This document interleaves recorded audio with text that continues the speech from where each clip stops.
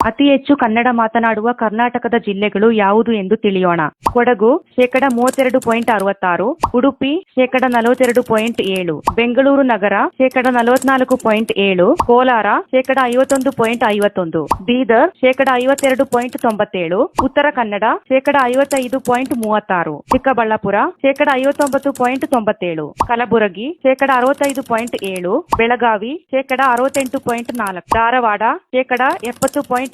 ಶಿವಮೊಗ್ಗ 70.2%, ಬೆಂಗಳೂರು ಗ್ರಾಮಾಂತರ 71.67%, ಬಳ್ಳಾರಿ 71.95%, ಚಿಕ್ಕಮಗಳೂರು 71.95%, ಯಾದಗಿರಿ 72.74%, ರಾಯಚೂರು 74.6%, ವಿಜಯಪುರ 74.87%, ಹಾವೇರಿ 74.96%, ದಾವಣಗೆರೆ 77.29%, ಮೈಸೂರು 77.93%, ಚಿತ್ರದುರ್ಗ 80.96%, ರಾಮನಗರ 83.33%, ಕೊಪ್ಪಳ 83.49%, ತುಮಕೂರು 84.8%, ಗದಗ 84.96%, ಬಾಗಲಕೋಟೆ 85.32%, ಚಾಮರಾಜನಗರ 86.11%, ಹಾಸನ